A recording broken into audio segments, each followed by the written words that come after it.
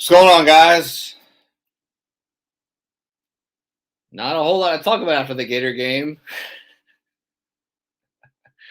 I'll wait for you a couple of guys to hop on, and then we'll get rolling. But man, that was. There's very few times where I watch the game and I'm left speechless, and that's one of the times where I really don't know what to say. Florida comes up short, couldn't run the ball, or they're able to run the ball, but couldn't get in Kentucky territory. Kentucky gets the crazy block field goal for a touchdown. Florida was pretty much conservative offensively with Damon's play calling.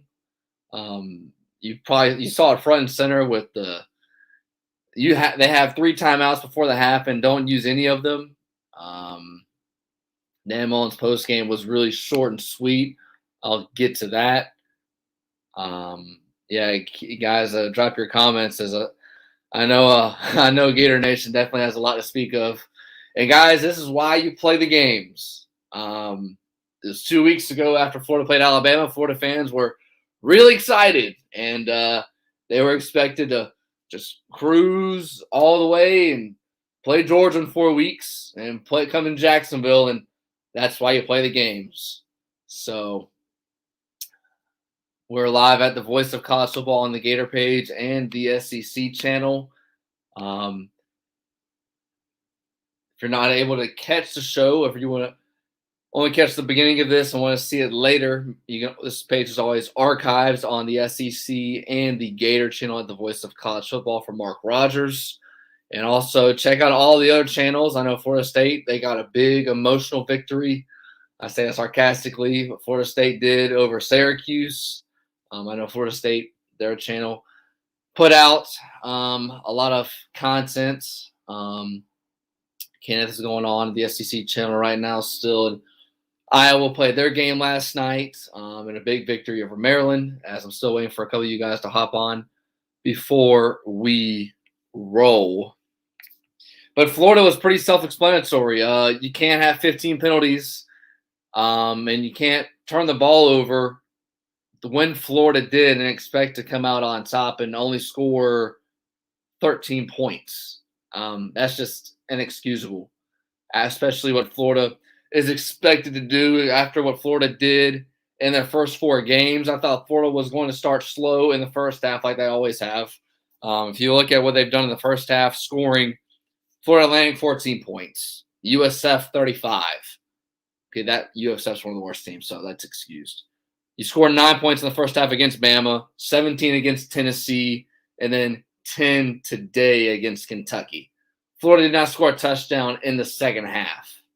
That's inexcusable. And I'm not going to sit here and say Anthony Richardson could have played or he should have played. I don't think he would have made a difference. The line for Kentucky moved Florida's offensive line. Kentucky got all the pressure they wanted on Emory Jones. And there was no sense of urgency the entire night except for the final 2 drives, which didn't make any sense to me. Again, in the first half, Damien Pierce plays a little bit. He gets a couple of carries and gets like 10 yards a clip. The other running backs, Naquan Wright, had 0 yards in the first half. Malik Davis gets a few yards. For whatever reason, Damien Pierce comes in, and it's like nickel and diamond down the field for whatever reason, and then he goes out. That was surprising to me. Dan Mullen's going to be the topic of conversation for the next week. Vanderbilt, I mean, they're in a squeaker right now with UConn, so that's not going to be anything. But you're going to have to play for the LSU game coming in 2 weeks. So that'll be interesting to see. But Florida, coming into the game, it was seamless. The last 7 quarters, Florida was 9 for 9 in the red zone, 7 touchdowns, 2 field goals, and there was just nothing. Nothing went right for whatever reason for Florida offensively. They were able to move the ball, but if you look at drive by drive, let's see. So first drive's 5 plays, they go 30 yards. Second drive, touchdown. Then it's 3 and out, 11 plays, field goal, and then you end the half. conservatively. So you go into the half 10-7. That was kind of what I expected on the road. Emory Jones, the Florida's offense, hasn't played in an environment on in a true road test. Then Florida offensively, 5 plays, 38 yards. Florida, they get the blocked punt, the blocked field goal after Kentucky gives Florida an interception. So Florida gets in gift. They take over in Kentucky territory. They do nothing with it. Kick a field goal, gets blocked. Kentucky scores a touchdown. Florida then goes 6 plays punt, 2 plays interception, field goal, and then the ball game, turnover on downs. My biggest question was, why didn't Damien Pierce run the ball? If I had a nitpick, you guys can let me know what you guys think about that. I mentioned this a lot last week when Florida played Tennessee. Damien Pierce, let me see what he finished with, because I know at halftime he had like 40 yards on just 4 carries. Pierce finished with 54 yards rushing on 8 carries, the highest average right below 7 yards. Emory Jones has 63 yards rushing.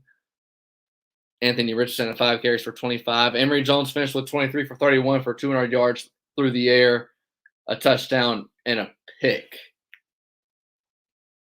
And we'll be joined here in a couple of minutes by Terry Norvelle. He hosts College Sports Today, does a show with 2 guys by the name of Shane Matthews and Steve Spurrier. He does a Monday and Friday on Facebook from 11 to noon. But I didn't understand Dan Mullen in his play calling. I didn't understand the game planning. Never threw the ball down the field ever. There was like one time to Jacob Copeland, if I can recall, in the first half, but it really wasn't even downfield. That's kind of being generous. And then the second half, he went straight to Copeland. And then again, a sense of urgency. There was none of it, except for the last 2 drives. It's mind-boggling. And I'm sitting here. I don't know what to say really. Defensively, Todd Grantham had a good scheme. They weren't able to get pressure on Will Levis, the quarterback for Kentucky, but I mean, my goodness, 20 points total, but it's really 13. You give up the touchdown late, but I mean, when the defense is on the field,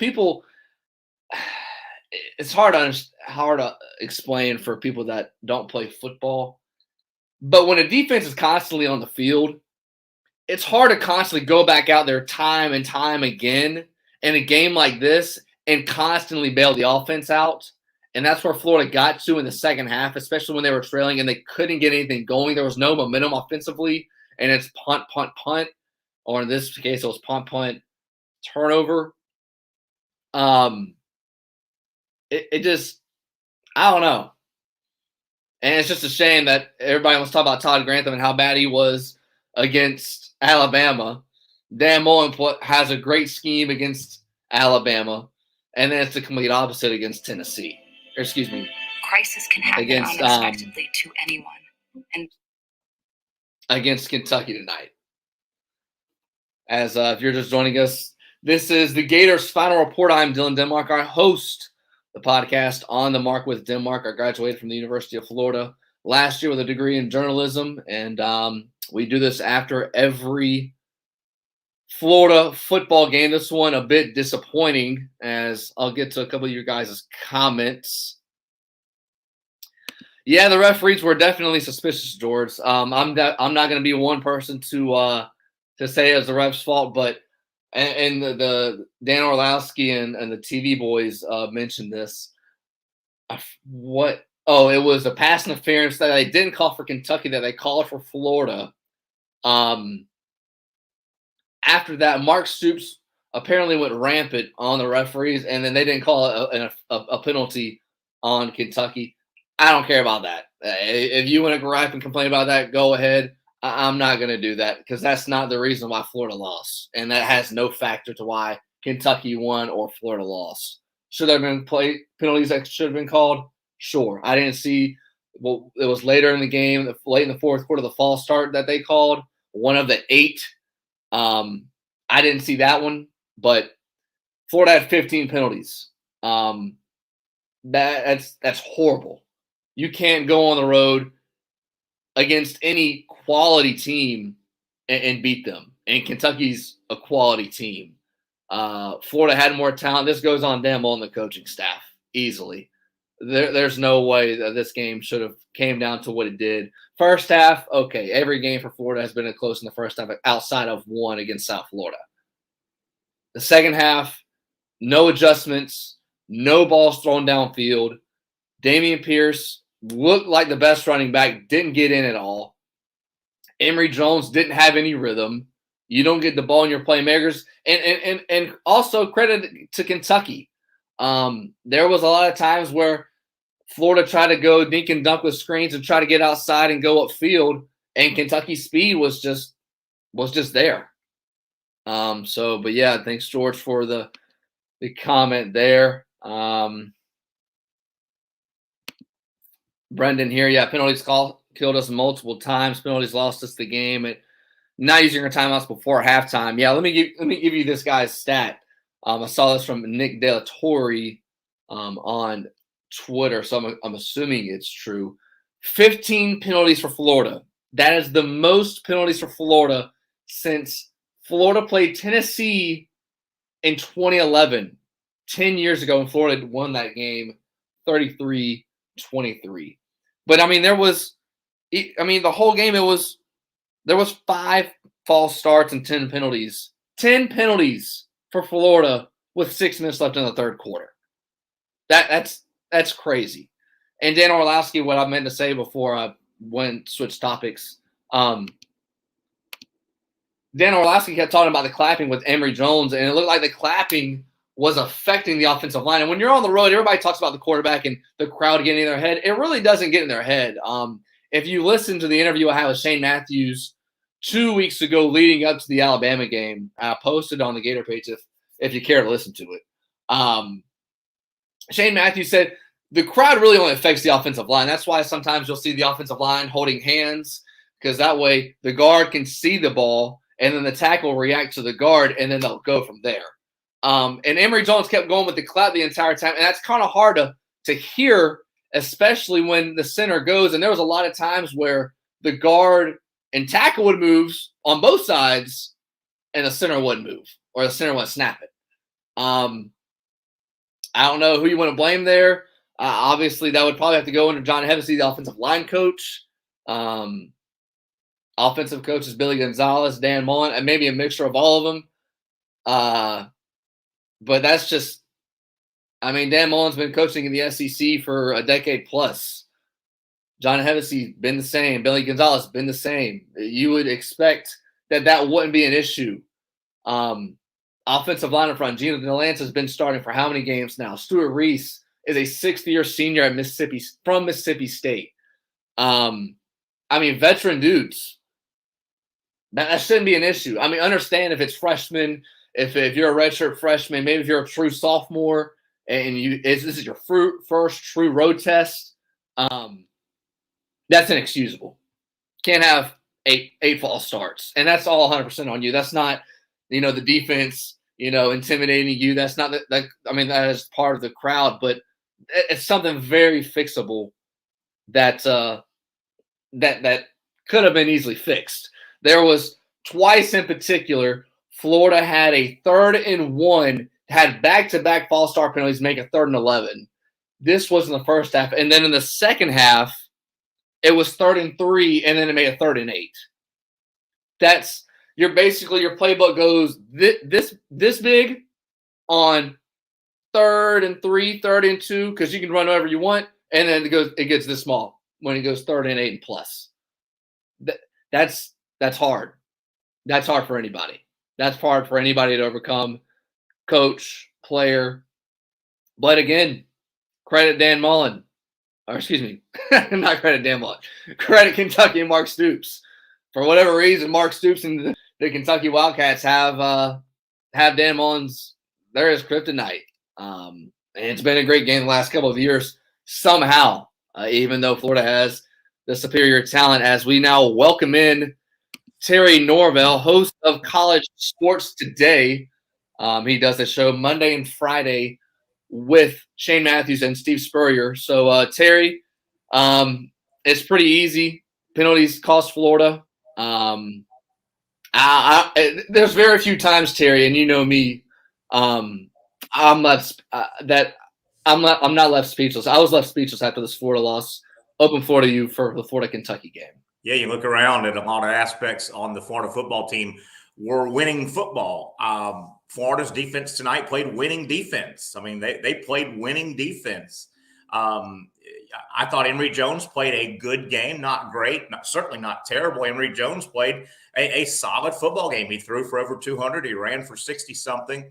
I thought Florida's receivers, for the most part, caught the ball. They spread it around. The running backs, when they weren't walking back because of penalties, they had running lanes. They had 171 yards in a kind of a slow, methodical game. I thought Dan Mullen had one of his worst games coaching as a Florida Gator head coach. But really, the story of the night was the offensive line. Florida's offensive line was really the number one reason they lost the game. And Dylan, it's so ironic. I don't know if I've ever called out an offensive line and said, well, Team A lost the game because their offensive line struggled.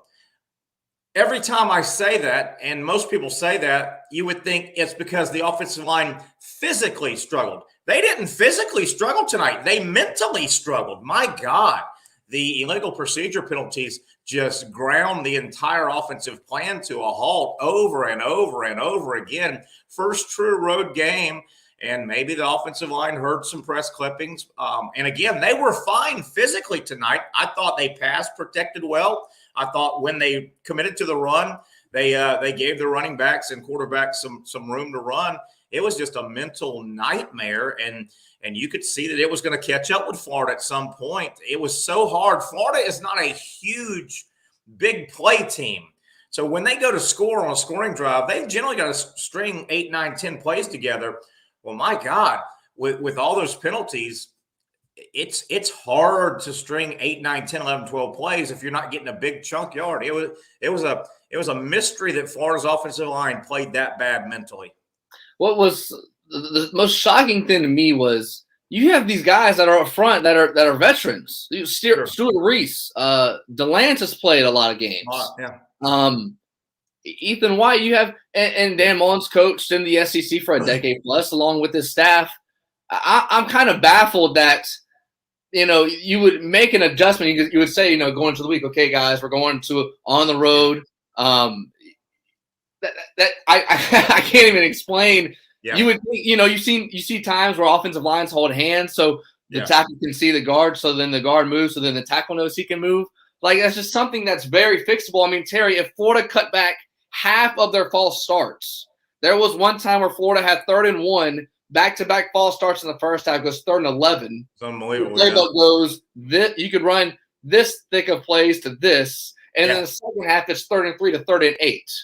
Oh yeah, it was unbelievable. And as you said, at some point during the course of the game, during halftime, somewhere you get that group together and you figure something out. Like you said, hold hands, drop hands. Or the quarterback, or the guard. The guard. They tried a little bit of that with Ethan White, and they might have got a penalty that was kind of bogus, and the announcer said that. But yeah, you'd have thought that could have gotten cleaned up with at some point on the sideline or at halftime.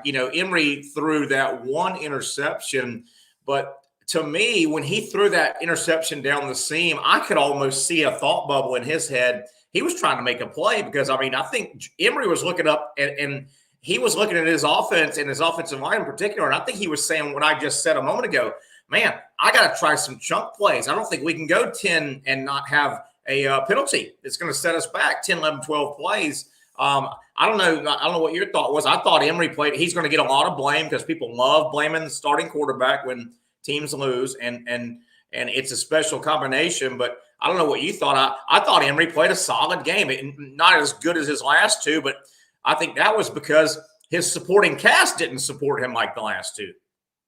Yeah, I thought Emory played well. Definitely nothing was on him. It was one bad read he had on the interception, but I think that was more of him forcing a throw second half. the surprising thing to me offensively, if I had a nitpick, Florida never went downfield with it. Like they never even attempted it. That was one. And then two, I said this last week about Tennessee, and it didn't really matter because Florida went on to win convincingly. It seems like whenever Damien Pierce is in the game, like the holes are bigger. I don't know if it's because Damien Pierce is a little faster. I don't know if it's I don't know what it is, but it seemed like when Naquan Wright and Malik Davis got in the game, there was no run aspect whatsoever. But then Damien Pierce comes in, like in the first half, he had 4 carries for 40 yards, 10 yards a clip. Yeah. That stood out to me. Yeah, he did seem to have some spark when he got his carries, particularly in the first half, and then it was on the final drive that was, what was it, a final, I guess the final play was an incompletion in the end zone. Yeah. But on that final drive, it was all Malik Davis. It was all Malik Davis, and you can question that. I'll tell you another thing that I noticed, and I hope fans notice this: the plays that Anthony Richardson came in. I don't know how many plays he had, 7, 8, 9. When he came in, it's apparent. It's 100% apparent now. When he came in, Dan Mullen can only call so many plays for him. He doesn't know the playbook real well. You can tell that by a mile. And a lot of people say, well, just come in and let him throw the ball as far as he can downfield. Okay, that's cute against FAU and South Florida. That's probably going to get you in more trouble if you just say, Anthony, just throw it. But couldn't you tell tonight when he came in, the playbook is about this big. Dan Mullen can only call so many plays. He's young, man. He's swimming. And I think everybody's going to scream, put Anthony Richardson in. Again, if Richardson played and threw 45, I think Emory threw 41 passes, Richardson would have thrown it to the wrong guy about 5 or 6 times tonight. He's just not ready for the whole playbook. It's just now, can you find spots? Yes, but you could tell tonight, I think, Dylan, and I want to hear your response to that. Couldn't you tell tonight the playbook is very limited by Mullen when he sends Anthony Richardson in? Yeah, I'm glad you mentioned that. This is Terry Norvelle with College Sports Today. Check his Facebook show, 11 a.m. to noon, Monday and Friday. I don't know if you remembered, the one play came in and the Kentucky, I think it was the nickel, number 29, he jumped off sides. Yes. There was a curl route, easily could have been caught, and he one-hopped it to him. I was like, whoa. Now, had that not been a penalty, people would remember it a lot more. Sure. That was one. And, that most definitely, that definitely stood out to me. Dan Mullen said last week, Richardson's 100% to go, ready to go. And when he came into those FAU USF games, those dudes are running wide open. Yeah. Those dudes are, 10 yards behind the defense? Yeah. It's a little different when you get to the SEC play, especially when you get to a good defense like Kentucky. Yeah, Kentucky, you do the old drop back and throw it all the way down the field enough times. Kentucky's got guys who play in the NFL. FAU and South Florida, they don't got guys that are going to play in the NFL. I will say one thing that I really scratched my head, and Dan Mullen didn't have a great game. This was one of his worst games as a coach at Florida. Dylan, I really, as it was happening in real time, really was stunned at the end of the first half how Mullen just kind of threw in the white flag. If you remember how it played out, Kentucky was stopped. There was about 2:35 left on the clock, and it was running. Florida had 3 timeouts. They didn't take one there. I said, okay, I can live with that. I would have taken one there and controlled the time. They had 3 timeouts. Florida doesn't take one. Kentucky lets the play clock go down. They punt the ball to Florida. Gators get the ball with 1:56, I believe it was. And I get it, Dylan. They were backed up near their 15, but they got to the 25. They completed a pass and got to the 25 with 3 timeouts. I was stunned that Mullen just let the clock run out. He took 3 timeouts to the locker room. And, Dylan, you could tell tonight, about early second quarter that 2 things were happening to the personality of that game. You could tell, number one, it was going to be a very low-scoring game. You could tell that early second quarter. And number 2, you could tell there weren't going to be a lot of possessions in that game, which means it was going to be a low-scoring game. With those 2 things, I said, man, you knew you were kicking off to Kentucky for the second half. I was stunned Mullen didn't get on the giddy-up a little more and see if he couldn't steal even a field goal right there. I was stunned. I don't know what he has said at the podium, and he's not good on a podium. He's probably double and triple talk, but That was an error. That was a strategic error by Mullen. Yeah, I was looking down on my phone because I saw it on Twitter. I couldn't find exactly what he said, but he said that there was miscues before the drive that led up to that, and he said he just wanted to get to the half. That's bad. I understand that. Yeah. But it takes one chunk play. Yeah.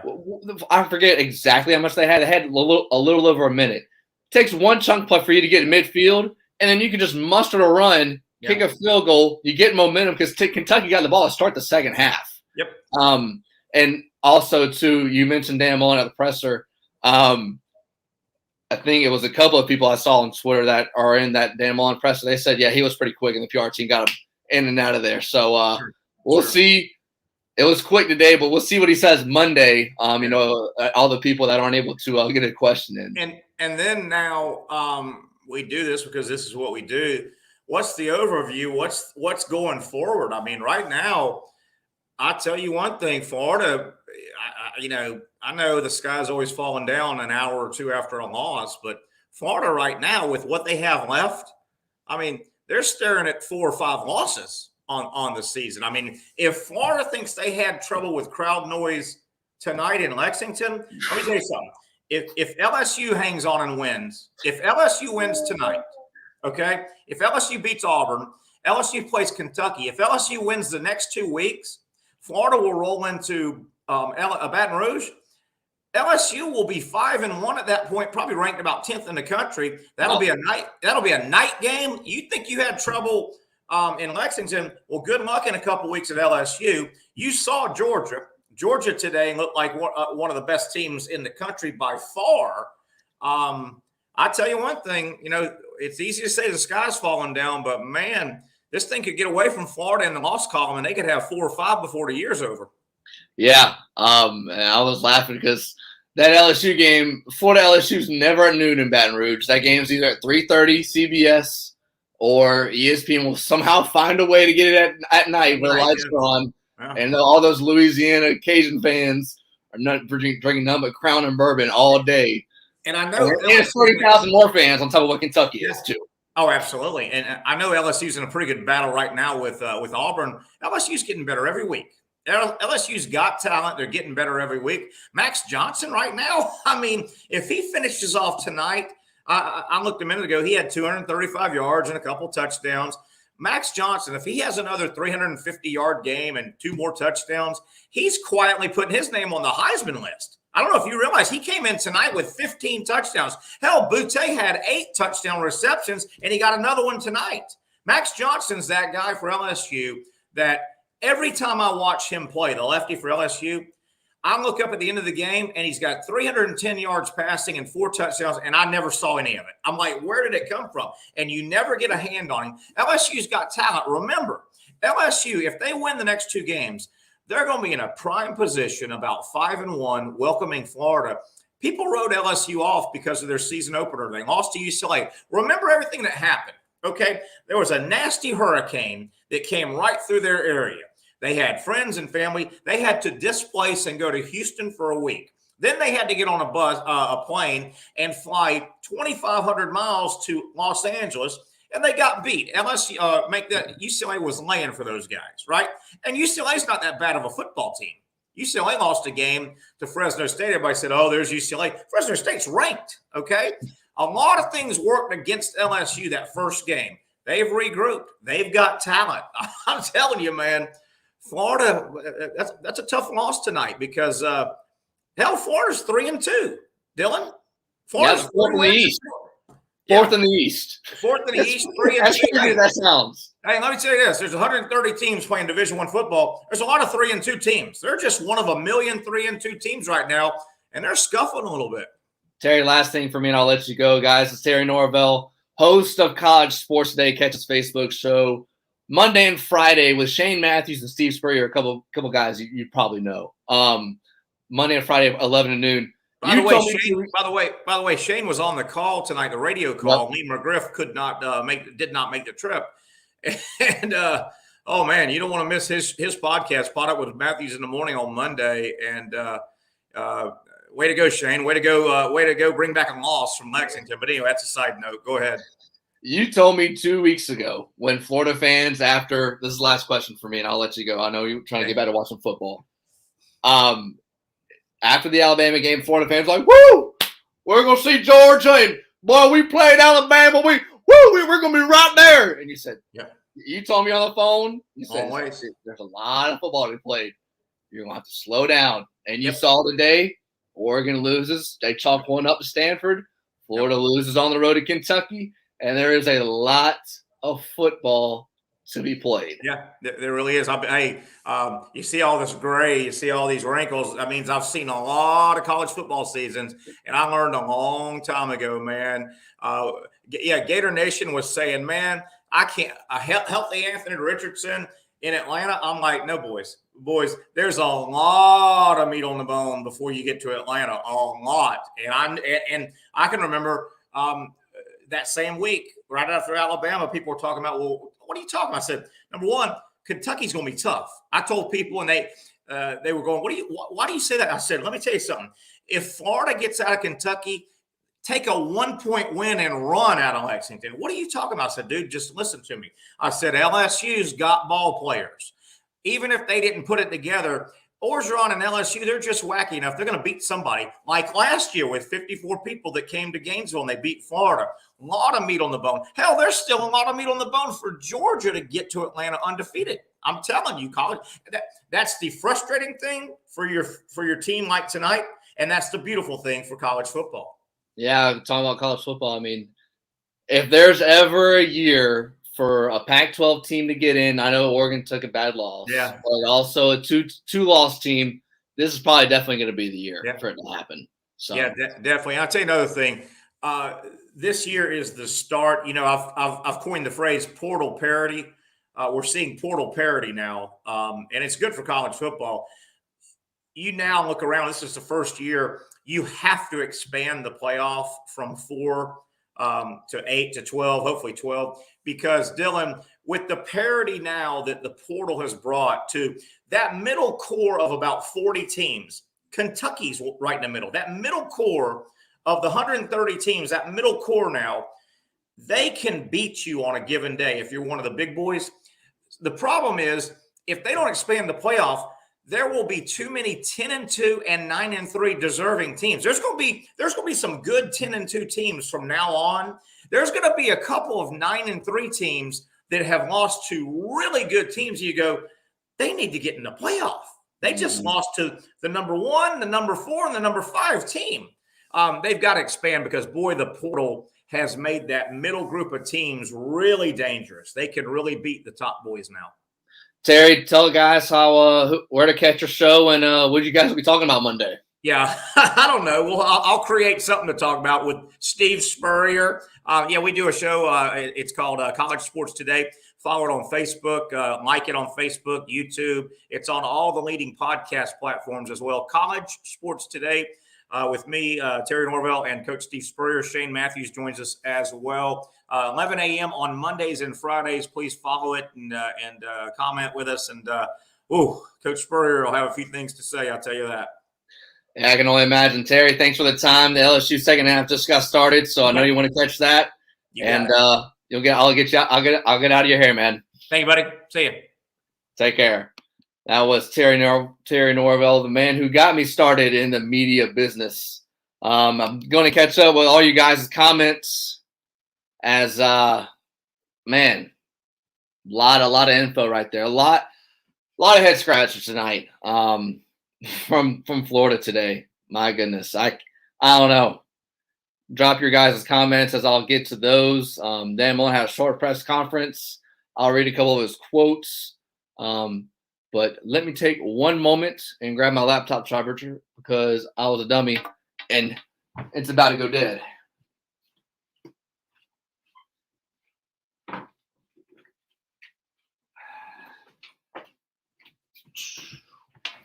But if you're just joining us, this is at the Voice of College Football. We're live at the SEC and the Florida Gator page. Let's make sure we're subscribing to both channels.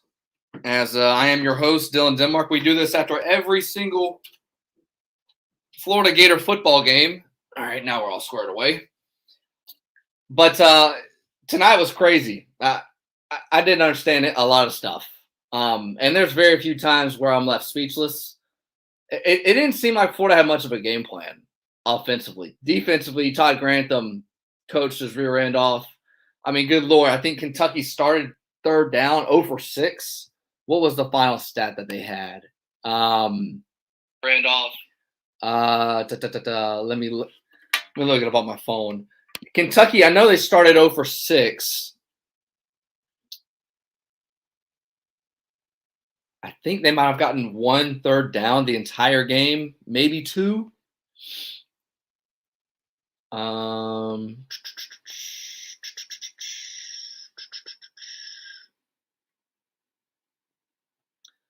Let's see. Team stats. Kentucky, third down. 1 for 9. Kentucky has 224 yards total, 87 through the air, 1 for 9 on third down, only 23 minutes time possession, and Kentucky still won. That's why you play the game, people. And I told this to Terry. A lot of people, me and Terry talked on the phone off air 2 weeks ago. A lot of people were saying, "Oh, we competed with Alabama. Well, all we got to do is just we're going straight to Jacksonville and playing Florida, Georgia." A lot of football we play, people. You had Kentucky tonight. You still got to play Vandy next week. Obviously, you don't worry about them. And then you have LSU. And you got to go to LSU, people. And if you know anything about TV, Florida LSU is never at noon. It was one time it was at noon. That was because it was that weird, quirky, rescheduled game that LSU didn't want to go to Florida in 2016. And then Florida gets the goal line stand. Other than that, every year it's either at 3:30 or it's at 7, 8 o'clock at night. And Kentucky only has about 60 to 70,000 fans, and LSU's cranking right at 100,000. So Florida better get those false starts fixed. Until then, if you're joining us, this is the Gators Final Reports. I am your host, Dylan Denmark. I'm going to get your comments now. Thank you guys for dropping comments and questions while I was on with Terry Norvelle. If you missed that interview, you can always archive it later. We had a lot of good conversation from the entire game.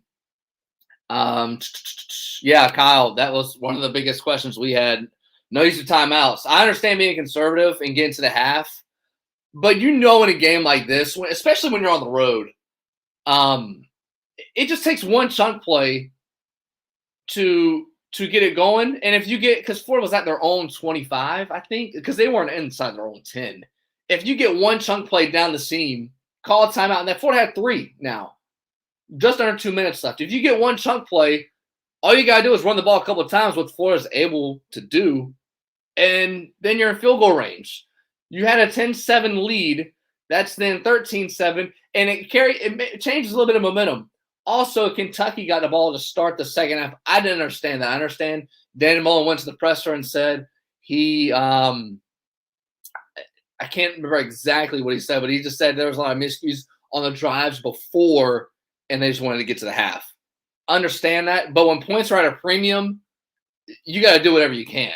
And it doesn't hurt you or kill you to attempt it. Just attempt to go down the field. If you don't do it, well, then you just punt it and give the Kentucky the ball back with a minute. Or run it on third down and make Kentucky burn a timeout. That was baffling to me.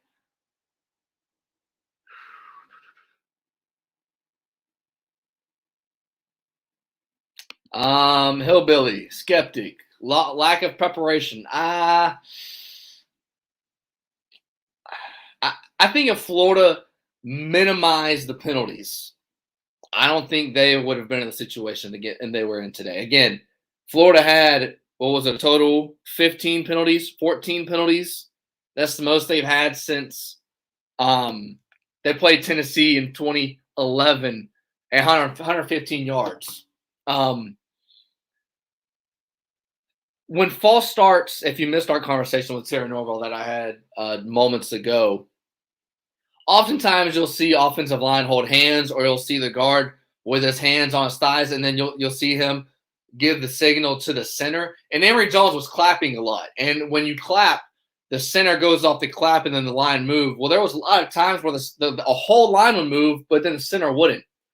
And Florida had, I believe, 8 false start penalties. I know it wasn't less than 7. It was 8 or 9. That's coaching. And again, offensive lines had plenty of experience.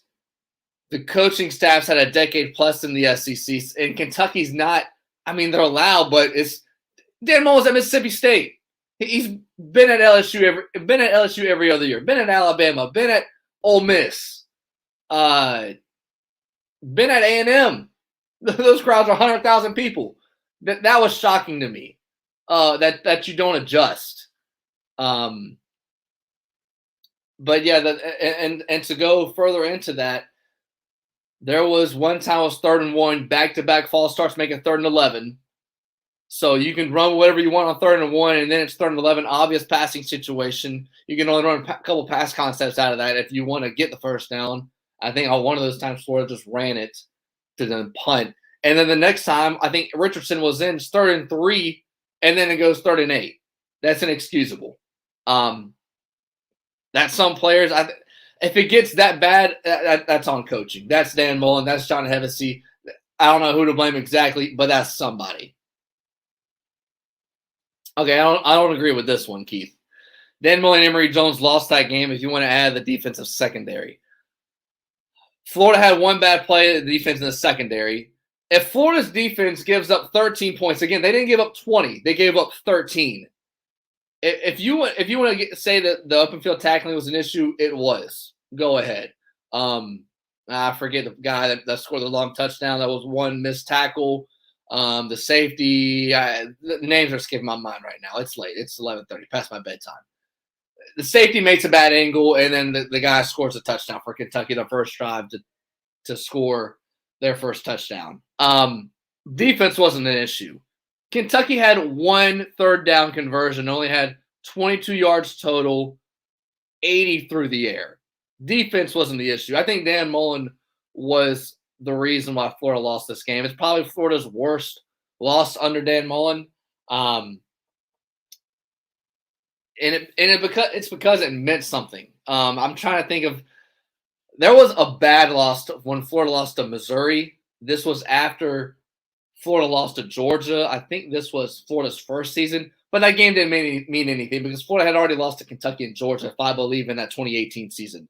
A lot was riding on this game and to go on further in the year because you lose close to Bama, and then fans looking ahead didn't look at you still have to play ball before you get to Georgia, and fans would just look straight ahead and say, oh, Florida, Georgia, it's going to be a good one. Georgia, good defense, run the ball. It don't work like that. College football is crazy. Oregon lost today to Stanford, number 3 team. Ohio State's already lost. Clemson's lost. Clemson was barely beating Boston College. If you ask most people before the season, they would say, oh, Clemson, yep. Sharpie, Clemson, playoff spot. Play the games. But I think the game's on Dan Mullen, not Emory Jones. Emory Jones played well. It wasn't on him. I think the interception was him forcing a play because they couldn't do anything offensively. Defense played outstanding. Gave up 1 third down, 220 yards. And Kentucky's offense only had 23-minute time possession. It wasn't the defense.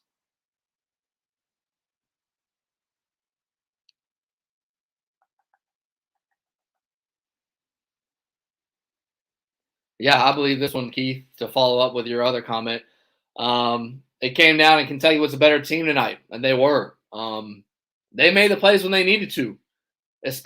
They made the plays when they needed to in the second half when it counts. Crowd played a factor, obviously. 115 yards and penalties for Florida. 15 penalties, I think it was. 8 were false starts. And Kentucky had a good game plan. The credit to a lot of the defense. I know we do this a lot. People will do this a lot in media too, where whoever the better team is, all of the attention goes to them, and deservedly so. So this game is going to be all about Florida. It's all going to be about what Florida could have done, what Florida didn't do, what they should have done.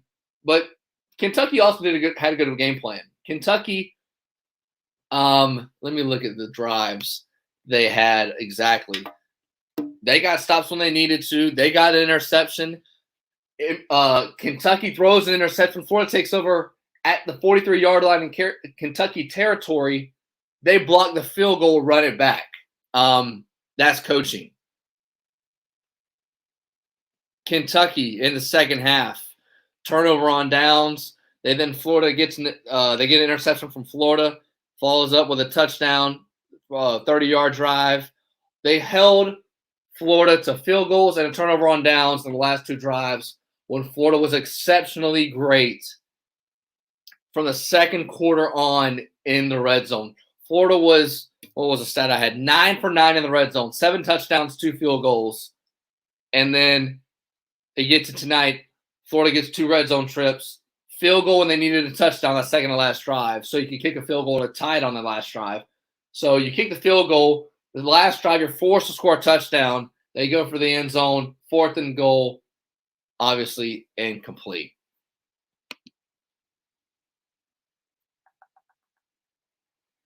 Yeah, I apologize if I said Bob Stoops and Mark Stoops. My apologies.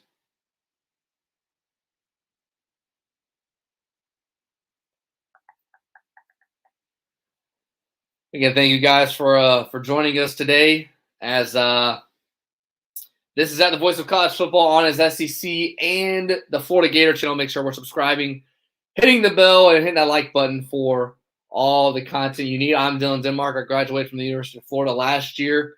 I host On the Mark with Denmark. Let me pull up that link right here. And you can follow me on Twitter at Dylan_Denmark, DYLEN_Denmark. I post all the content there. Never miss a beat with anything I post. Catch up my interviews. I've caught with Shane Matthews and Pat Dooley, Leon Searcy. Had all cool conversations. And I had a talk today, did a solo show this morning, talked about Bama and Georgia. There's a gap, and then I previewed all the games. I thought Florida was going to take care of business. I thought it was going to be close like every Florida game was. If you look at the first half, Florida scores 10 in the first half. Wasn't surprising because if you look at the recent history, they scored 17 in the first half against Tennessee. They scored 9 against Bama in the first half, and then 14 against FAU. USF was different. USF's awful. They scored 35 against USF.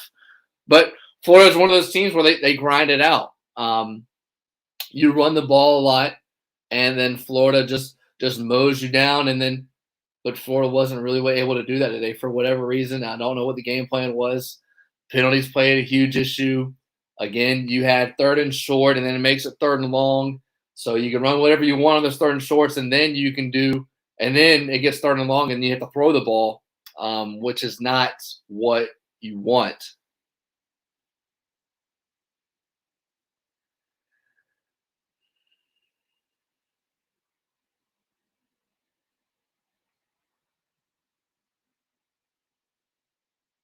Yeah, Pascal.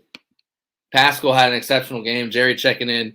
UK fan here. Our best player is Josh Pascal, number 4 D lineman. Wreaked havoc all night and blocked the kick. He beat cancer 3 years ago and made himself millions. Yeah, he probably did. I think he went down with cramps too later in the game, but he definitely their best player. I don't know anything about Kentucky. I know the quarterback Will Levis transfer from Penn State, but he played good. He definitely made himself some money, especially if he continues to play. And, it's crazy if you think about it. If Florida makes the field goal and Kentucky doesn't get a touchdown, just say Florida kicks the field goal, Kentucky gets the ball, they don't score a touchdown on the next drive. The final score was 20-13. If you flip that score around, it would have been 16-13 Florida. Now, obviously, I don't like doing that. I'm not one of those people where Florida, when they miss the extra point against Alabama and they go, well, we made the extra point and then we would have had to go for 2. Yeah, that's true. But I think the game goes on differently in the fourth quarter if it's tied. Now, I could be Looney Tunes. I could be crazy. But I think that's just my opinion. When it pertains to this game, I think if the field goal is good, who knows what would have happened. But that's obviously not how it happened. So It doesn't matter. Captain Trips, defense hasn't improved and the offense digressed. I don't understand what the what's up with the defense, unless I was watching a different game. Drop your guys' comments if what you guys thought about the defense. I thought the defense played well. If you give up 13 points, 220 yards total, especially considering the last touchdown Kentucky had, it was a 30-yard drive after the Emory Jones interception. And Kentucky only had 13 points in the second half. Really, 6 on defense. That the touchdown was from the special teams. I don't know. I'm one of these people. If you take away emotions, if say you went to jail, whatever reason, I don't know. You got in a fight. If you're a huge Gator fan, and I gave you the box score because the box score never shows emotion, and I say, okay, Florida defensively, they give up 220 yards, 80 yards through the air. Kentucky only has 23 minutes time possession, and the turnover margin. Kentucky didn't have a turnover. You would say, I'll take that all day. I'd take that all day. 13 points, but things don't go that way. Florida's offense never threw the ball downfield. Copeland didn't get the ball until the second half again. Didn't get a catch in the first half. 7 different guys caught a ball in the first half. Florida coming into the game was second in the SEC in explosive plays, second trailing Ole Miss. And the explosive plays are 20 yards through the air, 10 yards running. And Florida had 51 of those plays. So they had 51 plays of 20 plus of combined. I don't know what it was exactly. This was from SEC Stat on Twitter. 51 plays of combined 20 yards through the air and 10 yards rushing. And I don't even know how many times they did that tonight.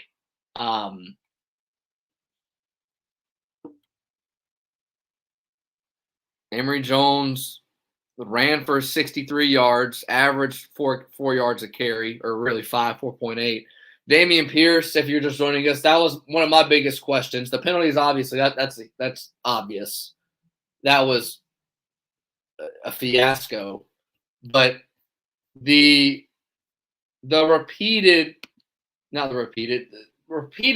Damien Pierce wasn't getting in, and when he went in, it felt like the holes were bigger.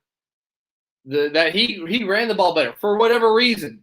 Pierce has 54 yards on 8 carries. Malik Davis has 8 carries on 22 yards. He seems like he's the future tailback for whatever reason. He played really well against Alabama, but Florida's a running back by committee. And when you get to a crunch time in a game like this, you got to go with a hot hand. And Damien Pierce, for whatever reason, seemed like the hot hand to me. If you disagree, if you saw something different, let me know. Drop me a comment.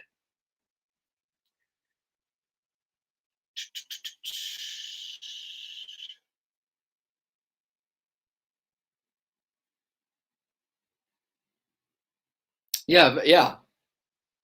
Make the playoffs. I don't know, Jerry, but Florida still can definitely beat Georgia. If you saw the game today, JT Daniels, I don't know what his injury is. I don't know what Kirby Smart does with his quarterbacks. Every other position he gets right, except for the quarterback position. It seemed like he was hurt against Clemson. He played, understandable. And then it was you don't play him, and then you play him, and then now you don't play him today. So who knows what his status is. Stetson Bennett played, filled in. The mailman played well. But Florida's definitely going to have their hands full. And it's not to say Florida lost tonight, but who says they still can't beat Georgia and play spoiler in Jacksonville? I still think it's definitely feasible. I understand Florida and Dan Mullen had an awful game plan tonight, but Florida, fans have a short memory. If you go away after the Alabama game, Florida fans are on cloud 9. Every one of the media's talking about, if they didn't trail 21-3, Florida would have probably won. And they probably would have, but you trailed 21-3, and that's not how it happened. And Dan Mullen, I heard it all day today and all throughout the week that Dan Mullen's one of the best coaches in game at scheming plays and nickeling up defenses, dialing them up, and he usually does. And for whatever reason, he didn't today. But I think if, again, this goes on Dan Mullen and the coaching staff, if the penalties were kept to a minimal, it was 15. I think it was 15 penalties for 115 yards. If it's half, I think Florida doesn't have an issue. And I think they probably go out with a win today. But they didn't.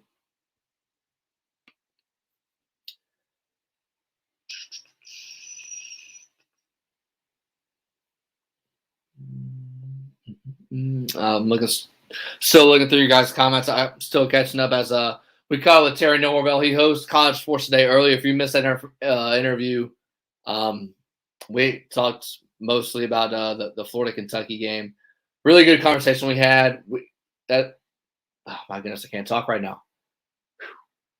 That conversation's archived. You can catch it later on the SEC or the Gator channel at the Voice of College Football. Also, check out our other post-game shows. I know Florida State had their post-game show earlier today. They got a hard-fought, a lot of grit, emotional victory over the Big Orange, Syracuse. Really good 3-1 team. But Florida State finally gets their first victory. Check out Florida State's channel. Iowa had theirs last night, and all of the post-game shows throughout at the Voice of College Football's YouTube channel.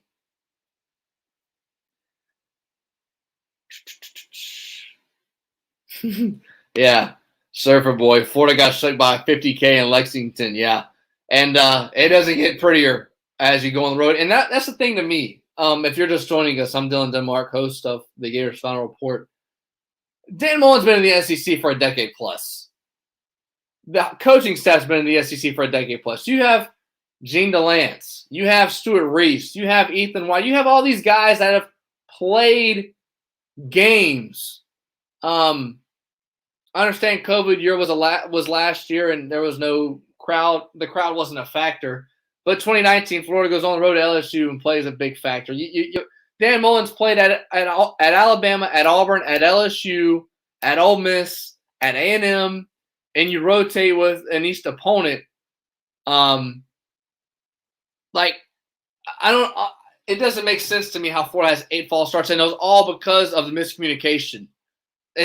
It's not easily fixed, but it's fixable, and something you can adjust. Rather it be the offensive lineman holding hands, whether it's the guard shucking out and throwing out a signal to the center for him to snap it, so the tackle can see the guard move, so then they can get going. And also, too, I'm sure Florida's expected to run the ball. I'm sure that was part of the game plan and what they've been able to do all season. They really didn't do that at will like they did the first 4 games. Again, in the first half, I expected it to be close. Florida, if you look at what they scored in the first half, FAU 14 points, Bama 9, Tennessee 17. They scored 10 tonight. That's normal. And Florida's what they usually showed was, you run the ball and you wear the defense out. But tonight was different. You were on the road for the first time, and we'll see. And Dan Mullen said in a press conference, he kept it very short and sweet, according to a lot of people that cover the Florida Gators. I saw on Twitter from multiple people that he said, quote, "We got to get with John Hevesy and we got to get better," talking about false starts. So it was really short and sweet. We'll see what he says Monday. I'll try to have a show Monday afternoon as fans will digress. Fans will overcome emotion because I know a lot of people aren't happy. But, yeah, you can't win games on the road playing quality opponents with 100-plus yards and penalties, with 15 penalties. Having third down, this was the biggest thing. Having third and short, and then it goes to third and long. And then never going down the field on offense. Can't run the ball consistently. you never really got into Kentucky territory. Let me see if I could pull that up quickly. Also, Florida through the first 4 games, started each drive in good field position, and there was a lot of times where Florida was pinned inside their own 20. So that also played a factor. Not an excuse, but it played a factor. So Florida in their first half, after the touchdown, goes 3 and out. They go down, kick the field goal. So they get into Kentucky territory twice in the first half. In the second half, first drive, they get into Kentucky territory, punt. They get the field goal blocked. That was in Kentucky territory after they took over after the interception. After the blocked field goal that goes back for a touchdown, Florida goes punt, 17 yards, interception, and then the last 2 drives. So, again, and that's also what I was speaking on earlier. The defense played exceptionally well, in my opinion, and they stayed on the field. They had to continuously bail out Florida's offense, and they did. Kentucky got 1 third down. Kentucky hit 80 yards through the air, 220 total. You take that any day of the week in the current modern era.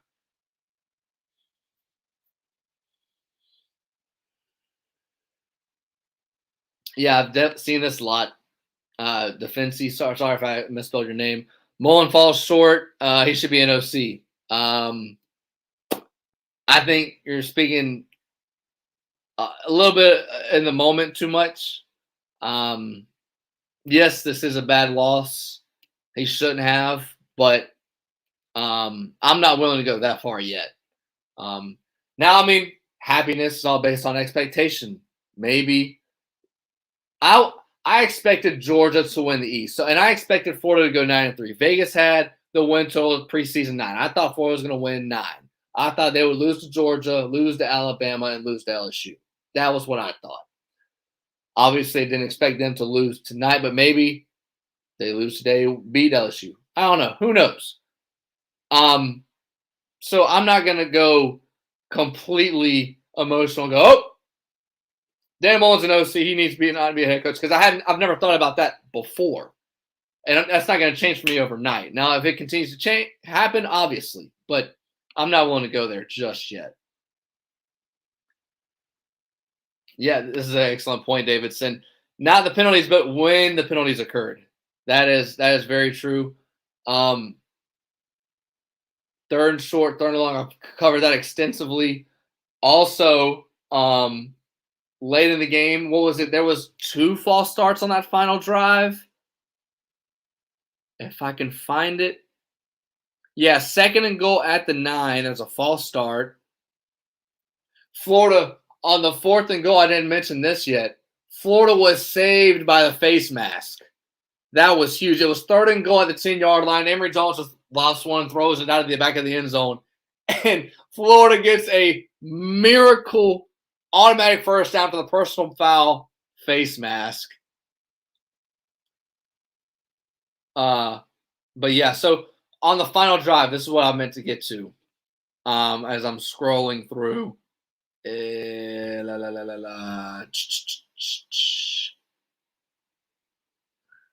Well, I thought I had it. So yeah, Florida had a false start. They had 2 of them. Florida has 2 false starts within the final 90 seconds inside the 10-yard line. And going from the 5 to the 10 is huge, especially when, for whatever reason, Florida didn't look like they could run the ball at will like they had in the past.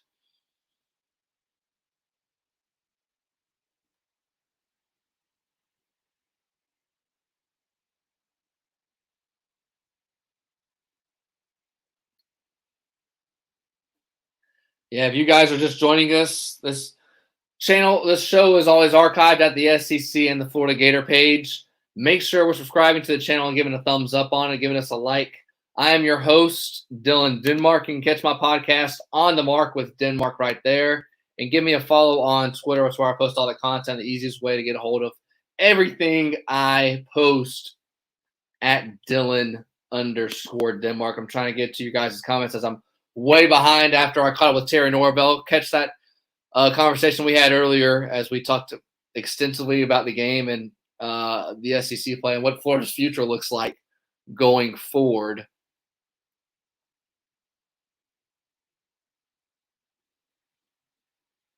Yeah. Can't believe he didn't work on silent count all week. That was really, really confusing to me. That's Emory Jones having to keep clapping. The center hears the clap to then get the call, or excuse me, to know when to snap it. But it's kind of hard to do that on the road when, especially when the crowd is in it, when there's whatever Kentucky holds 60, 70,000 people. That was I'm lost in words. I really don't know what to say. College football, Jonathan Lewis. When I look at the score box score, same difference. I didn't see any red flags other than penalties. This is about figuring out how you have 160 more yards and losing and the defense being on the field forever. I agree. There was a couple of comments earlier where people were saying the defense was playing bad. I didn't think the defense played bad at all. You give up 13 points. If I had one critique, it would have been one open field tackling. That was how Kentucky scored their only offensive touchdown. And then my mind just went blank.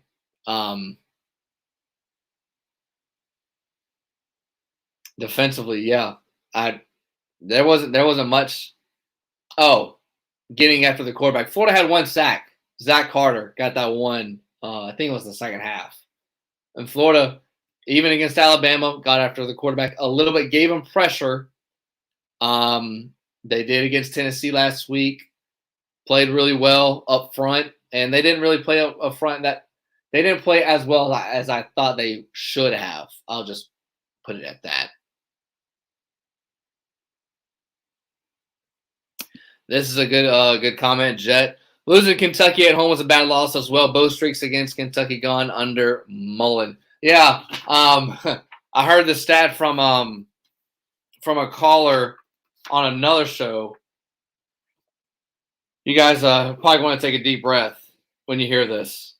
Dan Mullen, when he's played Alabama, LSU, Georgia, Kentucky, the four teams, the four biggest rivalries pretty much for Florida. Tennessee's not a rival. Sorry if that offends you. Against Florida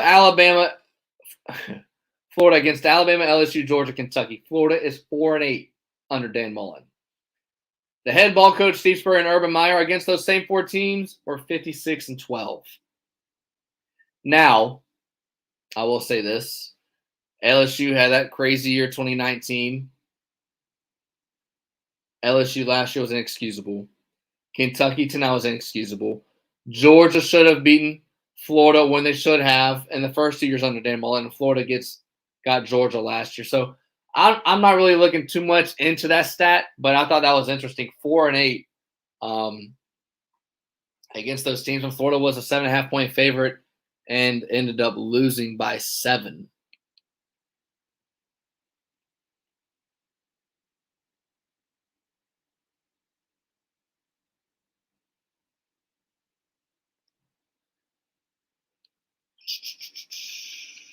Yep. Casey Hover, 100 yards of penalties. You can't beat quality teams with 100 yards of penalties on the road in the SEC, especially with all the miscues that Florida had. And again, if you're just joining us, I'm Dylan Denmark, our host, the Gators Final Reports, as we do this after every single Florida Gator game. Catch me on Twitter at Dylan_Denmark. I graduated from the University of Florida last year. Caught with Terry Norvelle earlier, and we had a great conversation talking about the game and where Florida goes from here. Vandy next week at home, homecoming. I'll be interested to see what the crowd looks like. But I mean, I don't know what you could show to say, okay, this is what you can do for LSU the following week, because that's who Florida's going to play, and it's at LSU. So a lot of penalties from false starts because of the crowd, and LSU's crowd is a little louder from what people tell me compared to Kentucky. So we'll see. We'll see how that goes.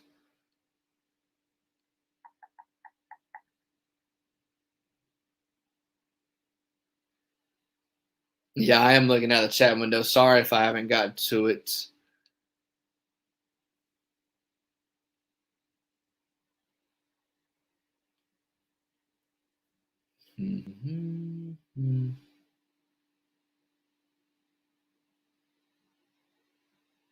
Yeah, that's another thing.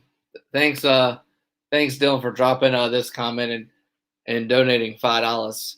UK was best in the country last year. Turnover margin went 6-6, 5-0 this year. Worst turnover margin. Kentucky had Florida's number the last few years and let them off the hook. That is true. And that's another thing. Kentucky coming into tonight was -9 in the turnover margin. They lost the turnover margin by 3 last week against South Carolina. And tonight, they didn't have a turnover. If I'm mistaken, yeah. Or excuse me, they had 1. What was the turnover they had? Let me look this up. Oh, it was the interception.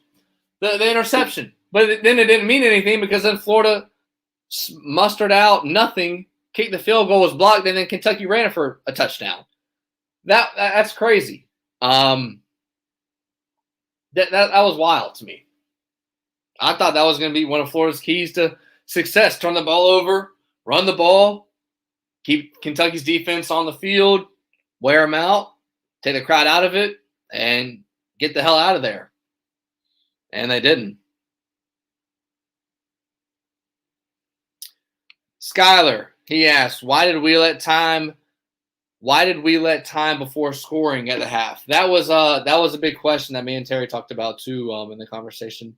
That Dan Mullen said in his press conference that was very brief that I saw on Twitter. Dan Mullen said there were miscues before the drives that were before the final drive in the first half. That was why he wanted to get to the half. I don't agree with that. Florida had 3 timeouts and just under 2 minutes in the game. I understand if you go conservative, but if you take one shot, it just you have to attempt it. Don't just run, and then just take it to the half because points are at a premium in this game, and you knew that from the way this game was going. If you take one shot, and Florida was at their own 25, own 30. If you get a 20-yard pickup down the seam with whoever, Copeland, Whittemore, you name it, all you got to do is run the ball a couple more times in your field goal range. And that's a huge factor. And then Kentucky got the ball to start the second half. I don't agree with that. I'm trying to look at what happened exactly before the end of the first half. Florida kicked a field goal on the second to last drive before the half. It was when Anthony Richardson came in, got a 5-yard run, got a 3-yard run.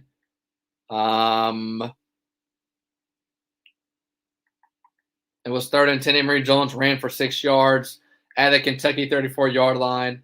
Florida gets a delay of game. Yeah, I remember that now. So it was a delay of game, made it a 51-yard field goal, and then we kicked the field goal, Florida did, to go up 10-7. But yeah, before that, so Florida in the first half goes 5 plays punt, touchdown, 75 yards, 7 plays, 3 minutes, and then 3 and out. That drive that Florida kicks a field goal, and then that drive. So that was the biggest head scratcher, one of them to me, attempting to go down the field because, again, you have 3 timeouts. You can't take them to the second half. But shoulda, woulda, coulda.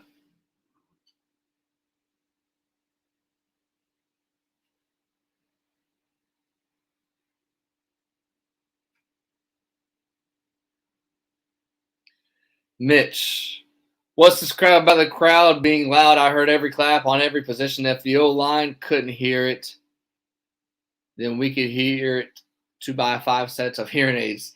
Yeah. I don't know. Again, I'm not out of the game, so I can't. Whatever it was up front, the Emory Jones and the line were not on the same page. So whether it's the clapping, because Dan Orlowski kept mentioning this, and Dan Orlowski played in the league for about a decade, so he knows a lot more about it than I do. He kept mentioning this in the broadcast. If you weren't able to see the TV or listen to the TV broadcast, they just weren't on the same page all night, and it was either the whole line moving and the center not snapping it, or one guy moving, or Malik Davis false starts. It's 3rd and 3, false start makes a 3rd and 8. It's 3rd and 1, back-to-back false starts, make it 3rd and 11. And again, that's inexcusable. You can't have that happen in a game like this. I think if it's half of what Florida, if the penalties were half, I think Florida wins this game. 2 false starts in the final 90 seconds, 3 false starts on 3rd down, what was 3rd and short, delay of game, and there was a personal foul or 2. It's just inexcusable. There was a comment I saw. Thank you, Surfer Boy. Great show. I appreciate it. There was an Alex Bowman comment. Where did it go? Okay, I'm gonna look for it, but there was a comment about Alex Bowman, why he isn't playing. Here it is. John Dooley. Did Bowman go back to Clemson? I don't know. That's surprising to me too. All I heard in camp was he's done really well. Bowman's getting a lot of carries, not only getting carries in the backfield, but also getting him out of the backfield. And he's been MIA. I understand that Malik Davis does the same thing Bowman does. He's able to do the same thing. But for me, just tonight alone, I would have given the ball to Damien Pierce way more. He had 58 yards. He had 6 yards a clip. And for whatever reason, when Malik Davis and Naquan Wright got in, they weren't able to run the ball, and the offense wasn't moving the same as it was when Damien Pierce got in. Damien Pierce, whatever reason, when Damien Pierce comes in the game, he runs like a grown man against little boys, or he runs like a man possessed, however you want to phrase it. That's how he runs from my eyes. If you see something different, guys, let me know. Yeah, that was it. Why isn't Bowman getting in these games?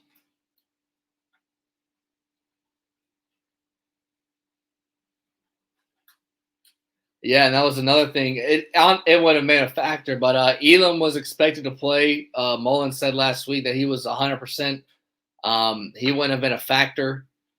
But yeah, I don't know. I don't know where Florida goes from here. And Anthony Richardson, I don't think he would have had a difference in the game if he played. I know Florida fans. Emory Jones, he's not moving the ball. Anthony Richardson needs to play. Anthony Richardson wouldn't have done anything differently. Emory Jones, I don't know the number exactly, but he was faced with pressure a lot. Forcing throws, just having to throw it up. And it's clear. Terry mentioned this, and I agree with him. When Anthony Richardson comes in, you can tell he's limited. He doesn't know the plays. And if you noticed on one of the offsides that Kentucky had, Kentucky jumps offsides. It's a free play. Anthony Richardson has a curl, 10-yard curl on the near side. It's not a wide throw. And so the ball's at the right hash. Those are the near side numbers, and he one-hops it to him. Now, Florida fans won't remember that as much because it was a penalty. Erased the play. Florida moves up 5 yards. But if that's a play that Florida needs, Florida fans remember that more. That was an easy throw. And I understand that people will say, well, FAU, look at the game. He threw the ball. And look at USF when he threw. Those guys were running 10, 15 yards downfield. And those times, USF and FAU load the box. Talent's way different. When you're playing top-tier defenses like Kentucky tonight, like they played tonight. Not saying that Kentucky's one of the better defenses in the SEC. You can't. There's no SEC defense that's going to put 8 in the box and go man-to-man on the outside with Anthony Richardson. And, should he play? Yes. Should he get all the snaps and Emory Jones be tossed to the side? No. Emory Jones played well tonight. I know people want to gripe and complain and say whatever. Emory Jones completed most of his passes, had 1 interception. I think it was because he had to force it because Florida couldn't do anything down the field other than the final 2 drives where they finally seemed like they had a sense of urgency when they didn't have a sense of urgency at all throughout the game. Jones finished 23 for 31, 203 yards, a touchdown, and a pick. 13 carries for Jones and 63 yards. Decent. It seemed like, too, a lot of times they try to go sideline to sideline and credit Kentucky's defense. They flew around, made a lot of plays. Florida only had 171 yards rushing. I forget what their average was coming into tonight. I think it was like 300. But yeah, just it wasn't Florida football tonight. And I know fan. The definition of a fan is short for fanatic. And people want to see things change like that overnight because of emotion and recency bias, and a game that Florida shouldn't lose to in Kentucky. But that's why you play the games, and this is why this is the SEC. All right, Jerry W. Dylan, if Florida beats Georgia and makes up 2 points against Bama and wins the SEC, aren't they in the playoffs? Yeah. If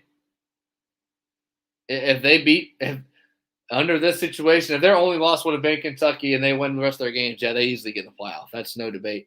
And this is going to be a great college football season to see what goes down further in the year. Oregon loses today. Florida loses today.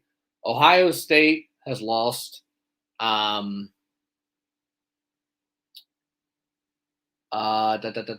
Iowa's undefeated. They're in the top 5. Penn State's undefeated right now. So Penn State, Iowa, they're still going to play each other, and Ohio State's going to play them, obviously. But it's going to be exciting to see.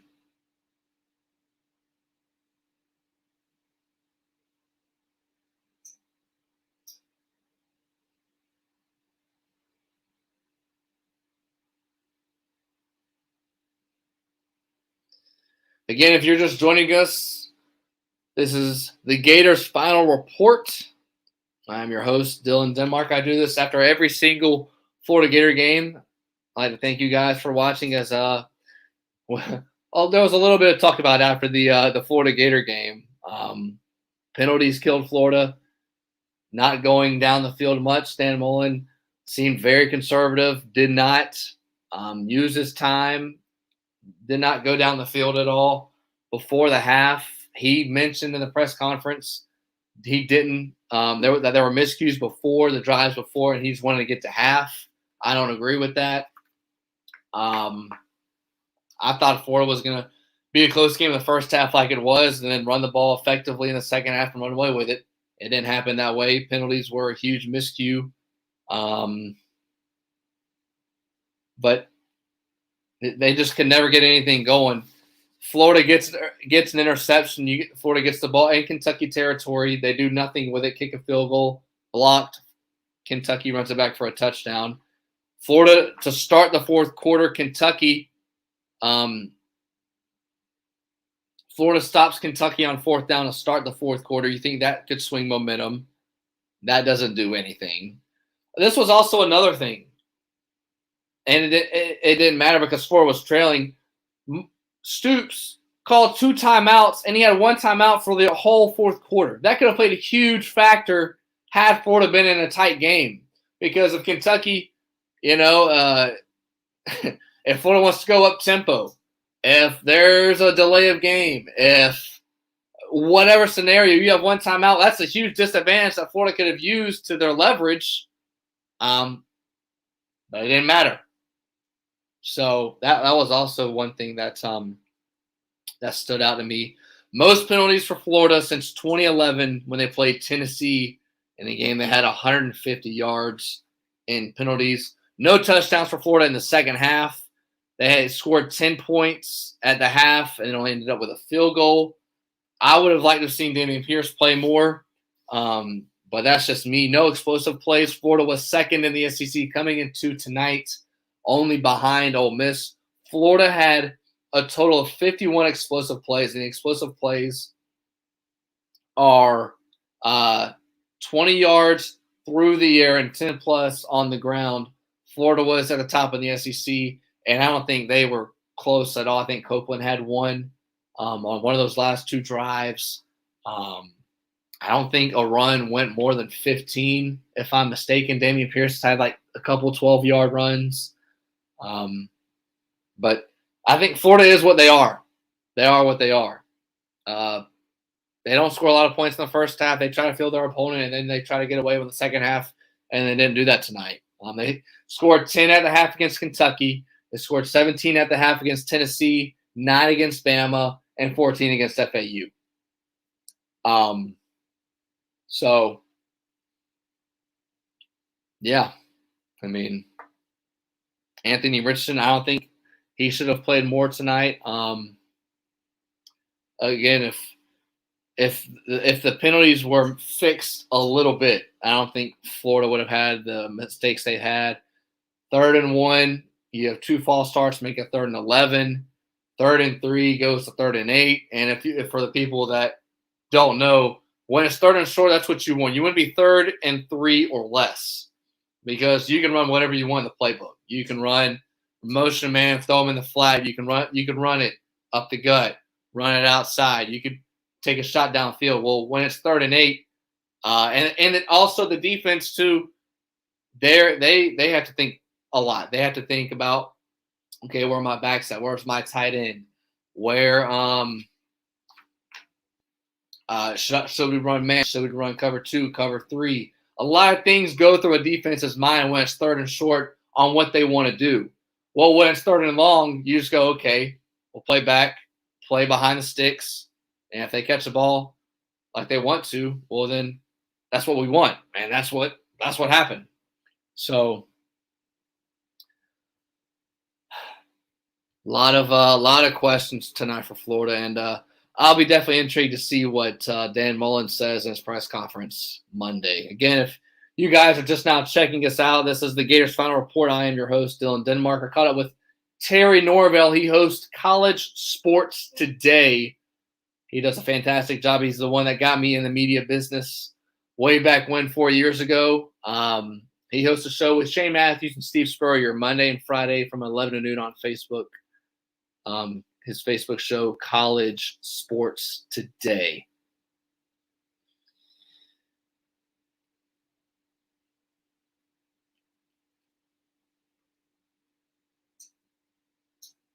Yeah, I'm just speaking on tonight, DC. Kentucky only converted 1/3 down. Florida did a great job defensively. It's just hard to overcome offensive woes over and over and over again. Also, another stat too. Kentucky had 1 first down in the second quarter. That's wild, and it didn't matter because Florida had 3 and out, went down, kicked a field goal, and then they let the time run out before the half.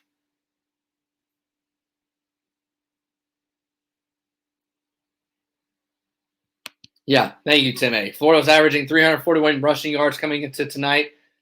Florida finished with 171. So only about 160-yard difference-ish. Quick math.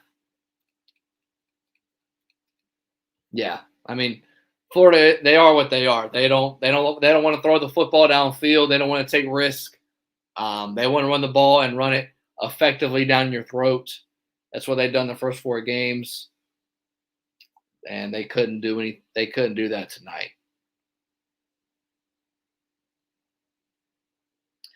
Dan Mullen and Mike White are strictly subpar. Is this the new standard? Sweet 16 to New Year's Six bowls or bust? From Brett Brown. Okay, this is a basketball question. Florida's a football school. Look,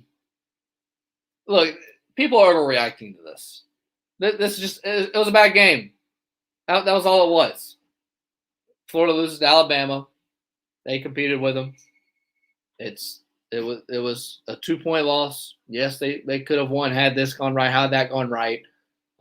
Had they not trailed 21-3 and Nick Saban beat Nick Saban, they would have won the game.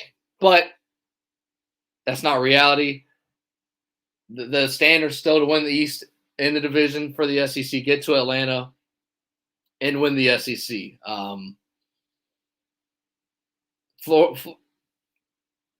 We'll see where Florida goes from here, but Florida has a lot of catching up to do. Obviously, you can forget the SEC, you can forget Atlanta because Georgia's not going to lose 2 games. It looks like, barring some miracle. But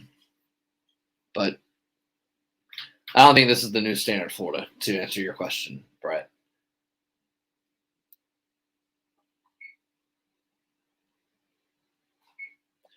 Here we go.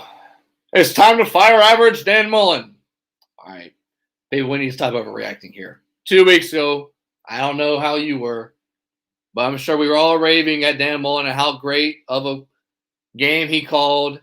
I'm not going to do that. Dan Mullen's one of the best in-game coaches. Had a bad game tonight.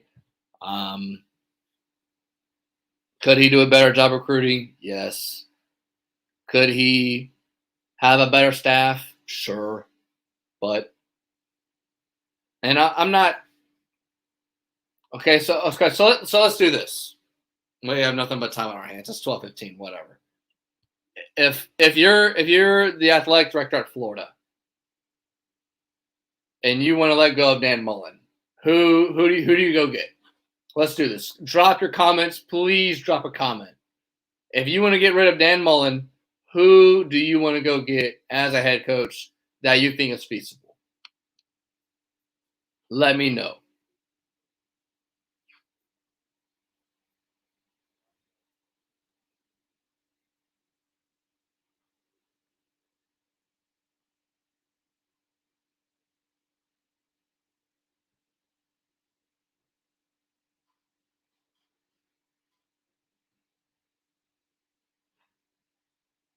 Trying to weave through all your guys' comments.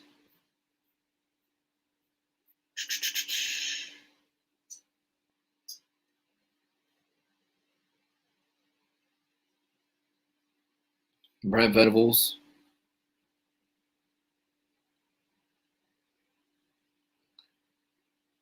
Kentucky's defense is legit. I agree. That number 4, who was it Pascal? That D tackle. Kentucky did a great job. They were able to run the football. They were to get pressure, hold Florida to what they wanted to 300. They had less than 400 yards total. 211 through the air, 171 on the ground. Copeland got all his catches in the second half. No big plays. That was the biggest thing. Kentucky had the big play in the first half. Florida had no big plays. That was the difference.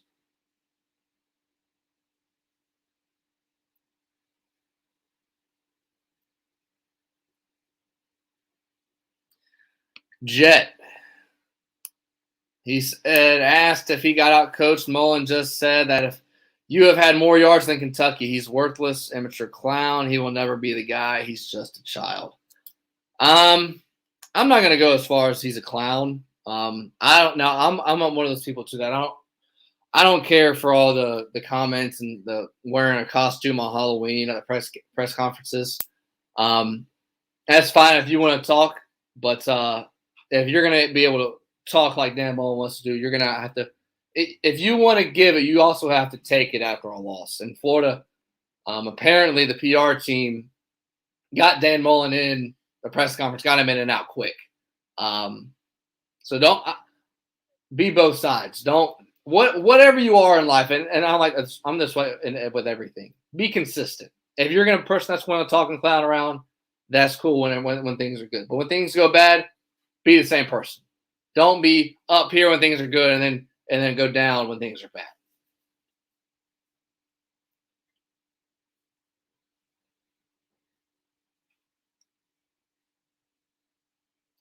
Yeah, we're about to wrap this up. This is the Gators final report. As you can catch my podcast On the Mark with Denmark. Let me drop that right here. Thank you guys for watching all tonight. If you missed any of the conversation I had with Terry Norvelle earlier, we talked for about 15 minutes, I think. Went full in discussion with what happened with Florida, Kentucky. Penalties killed 40 that you couldn't overcome. Being on the road, 2 penalties in the last 90 seconds of the game inside the 10-yard line. Having 3rd and shorts, having then resulting in 3rd and long. And we'll see where Florida goes from here. It's a long way up. You're 3-2. You're 4th in the SEC East. I want to know how many people thought that would happen.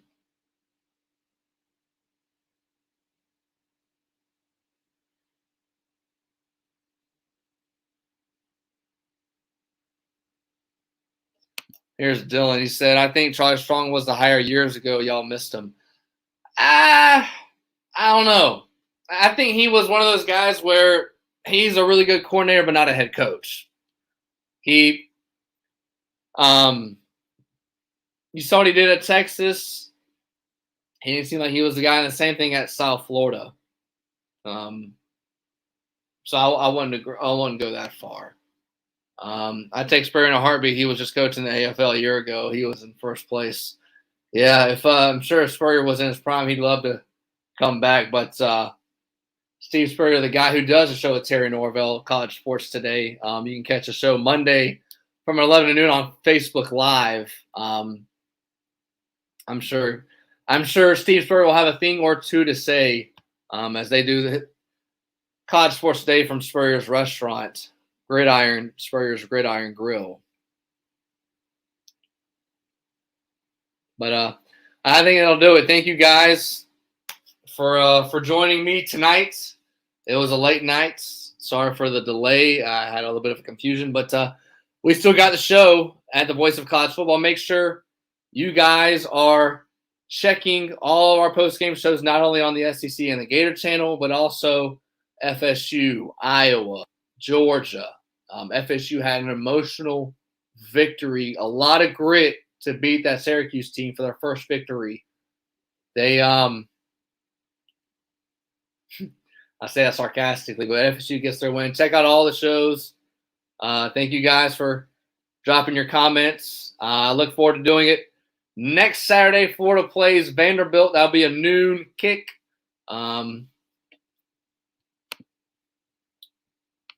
So I'll probably be on right around 4 o'clock. This is the Gators Final Report with Dylan Denmark, your boy here. Follow me on Twitter at Dylan_Denmark. Thank you guys for this therapy session for Florida and Kentucky with the Gators Final Report. You guys have a good weekend. Catch you next week.